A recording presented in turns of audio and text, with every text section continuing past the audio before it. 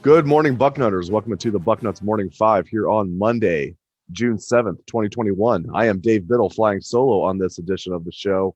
Let's take a look back on the big recruiting weekend that it was for the Buckeyes. No commitments officially, but it was a really good weekend for the Buckeyes. Let's take a look back on it.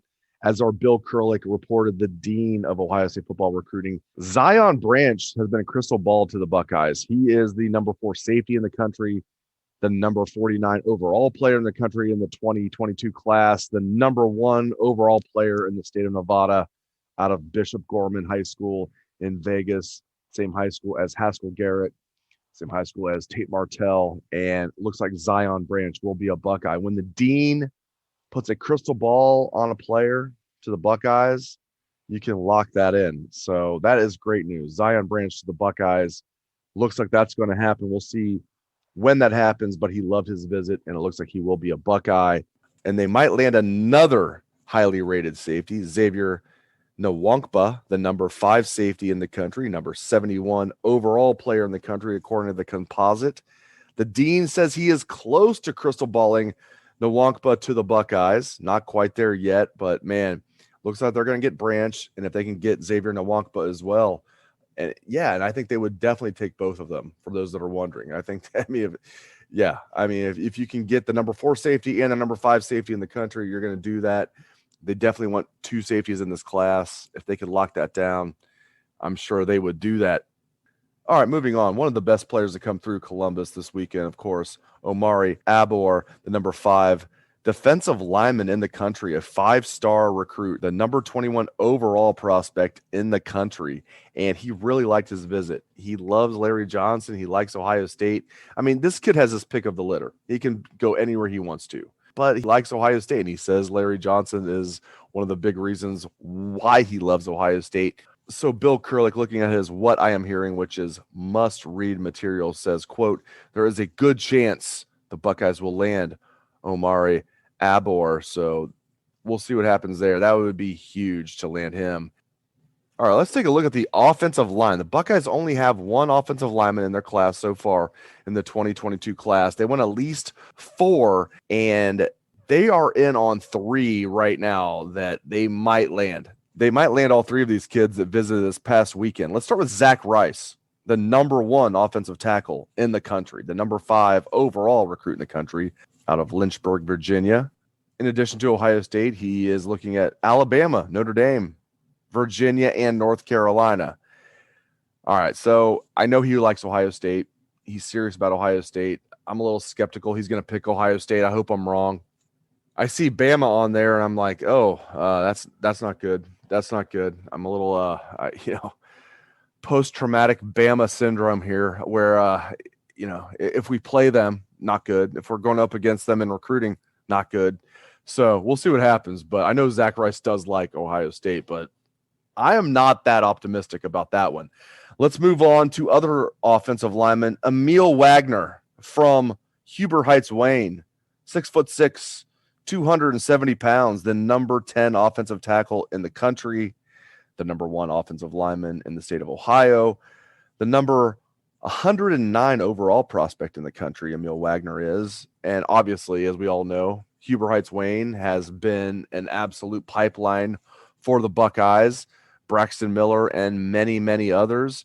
And I think it's a foregone conclusion. Aamil Wagner is going to be a Buckeye. And I love that. I think he's rated high. Like I said, he is the number 10 offensive tackle and the number 109 overall player in the country. I mean, he's not even just a top 200 player. He's, almost a top 100 player. And you almost could argue he is a little bit underrated. So I really like the fact that Aamil Wagner is going to be a Buckeye, in my opinion. Let's look at the last offensive lineman on the list here that made his visit to Ohio State this past weekend that they might land. George Fitzpatrick, the number 32 offensive tackle in the country.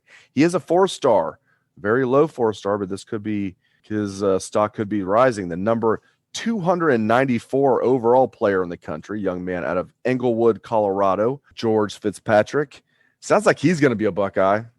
Bill Kurelic says everything is looking very well as far as the Buckeyes are concerned there, and looks like he's going to be a Buckeye. So I'm feeling good about this offensive line class. I think they're going to land 2 of those kids, Wagner and Fitzpatrick, and if they can land Zach Rice, look out. That would be fantastic. Again, I'm not really optimistic they're going to land Zach Rice, but that would be fantastic if they could. All right, last thing on the show here. I want to look at the linebackers for the Buckeyes this coming season, 2021. We'll see what happens with Pele Gaetiote. There's some things they need to work out, basically, academically, to see if he can transfer to Ohio State. I think it's going to work out. We'll see. I know he wants to be a Buckeye. The Buckeyes want him. We will see if that works out. Regardless, they need Taraja Mitchell to step up as a big-time playmaker this year. And I think he will. I really think he will. I know I've said this the last couple of years, but I am bullish on Taraja Mitchell. This is his time. He's a great young man. He's in great shape. This is the best shape he's ever been in. I think Taraja Mitchell is going to have a big-time year this year as a fourth-year player. And, and he absolutely can come back next year. You know what I hope, though? I hope he has such a good year that he goes pro. He's a senior, but because of, all the rules and everything that happened last year, he could come back as a fifth-year senior, even though he's never redshirted. I hope he has such a good year that he goes pro, because that'd be good for the Buckeyes. So I am bullish on Taraja Mitchell. Let's look at the other linebackers. We'll see what happens with Dallas Gant.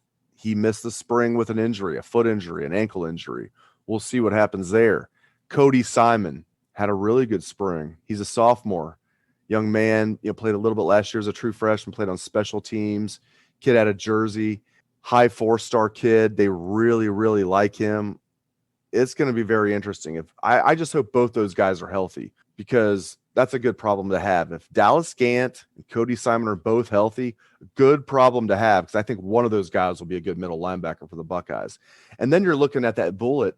That's Craig Young. Craig Young's going to be the bullet. And, other guys are going to play, rotate in. Ronnie Hickman's going to play a little bit of the bullet. Other guys are going to rotate in. Kayvon Pope's going to rotate in. When they use more of a run defense, use a real Sam linebacker, Kayvon Pope's going to come in there. True freshman Reed Carrico might play a little bit. But, the guys that really need to step up, Mitchell, Gant, Simon, Young, Pope, maybe Pope, probably Pope. Definitely those other guys, though. All right. Well, hey, thanks for joining me on this solo edition of the Bucknuts Morning 5. I really appreciate you guys joining me. Hope everyone has a great day. Let's hear that Buckeye swag, best damn band in the land.